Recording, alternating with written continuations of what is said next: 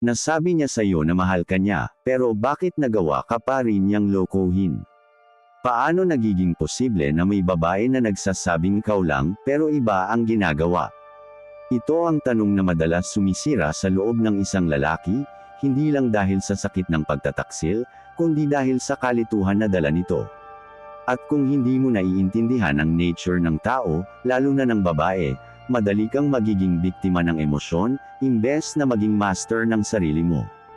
Kaya sa video na to, pag-uusapan natin ang bakit niloloko ng mga babae ang lalaking sinasabi nilang mahal nila, ayon sa Stoicism. At sa dulo, ipapakita ko sa'yo kung paano mo mapapanatiling buo ang sarili mo kahit panasira ang tiwala mo. Unang katotohanan, ang pagmamahal ay hindi garantiya ng katapatan. Karamihan ng lalaki ang akala, kapag sinabi ng babae na, mahal kita, ibig sabihin loyal na yun habang buhay. Pero sa totoo lang, ang salitang, love, ay subjective, at sa maraming babae, ang ibig sabihin ng love ay, I love how you make me feel. Kapag nawala yung feeling na yun, kapag hindi mo na siya napapatawa, napapansin, o napapasaya tulad ng dati, nawawala rin yung emotional attachment niya. Sabi ni Marcus Aurelius, everything we love is temporary and subject to change. Ang Stoic man, alam niyang lahat ng bagay ay nagbabago, kaya hindi siya nag-attach ng kaluluwa niya sa emosyon ng iba. Mahal ka niya noon, oo. Pero kung hindi ka na nagbibigay ng emosyonal na excitement na dati, baka iba na ngayon ang nagbibigay noon sa kanya. Pangalawang katotohanan, ang babae ay hindi agad nagloloko, unti-unti niyang nilalayo ang sarili niya. Bago pa siya mag-cheat, matagal niya nang nilalayo ang emosyon niya. Nagsisimula sa maliit, less communication, less effort, less intimacy. At hindi mo mapapansin kasi gradual ito.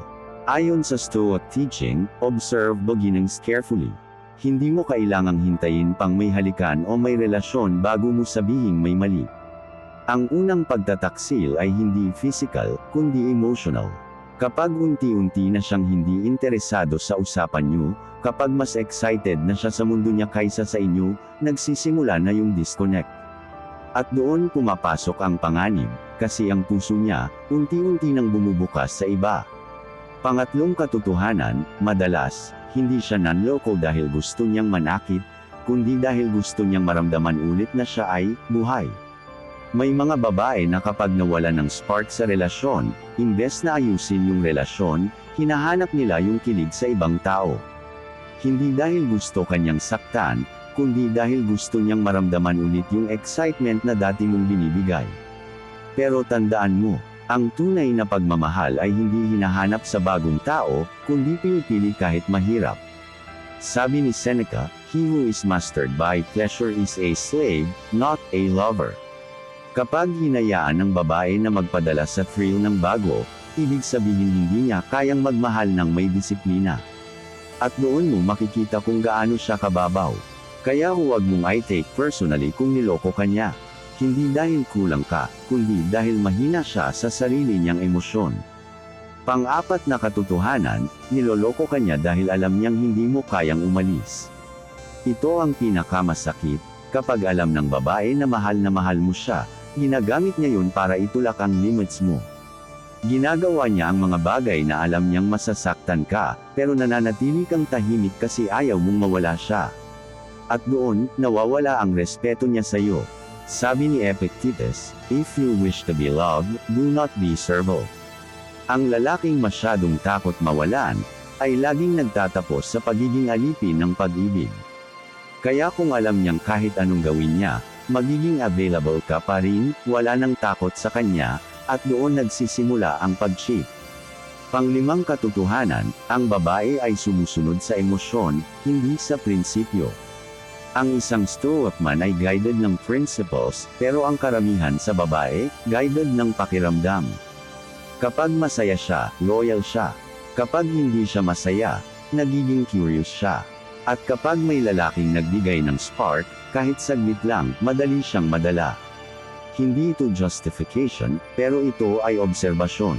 Sabi ni Marcus Aurelius, when someone acts wrongly, it is because they do not know what is right. Karamihan sa tao, hindi nila alam ang tama kasi pinapaikot sila ng emosyon.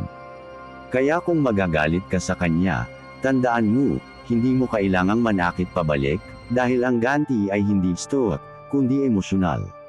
Pangganam na katotohanan, hindi niya alam kung ano ang tunay na pagmamahal, akala niya, yung masaya lang. Ang mga babae ngayon ay lumaki sa ideya ng romantic love. Yung puro saya, kilig, at instant connection. Pero ang stoic understanding ng love ay commitment through reason. Kapag nag-cheat siya, hindi dahil gusto niyang manira, kundi dahil hindi niya alam ang lalim ng totoong pagmamahal. Hindi niya kayang tanggapin na ang love ay hindi laging masaya. Kaya kapag dumating ang problema, ang hanap niya ay escape, hindi solution. Sabi ni Seneca, what we desire too much, destroys us. At madalas, ang mga babaeng ganito ay winuwasak din ang sarili nilang kagustuhan ng excitement. Pampito at huling katotohanan, niloloko ka niya dahil hindi ka na misteryosong lalaki sa paningin niya, alam na niya na kaya kanyang kontrolin. Ang attraction ay hindi lang tungkol sa hitsura o pera, nasa mystery, composure, at presence ng lalaki.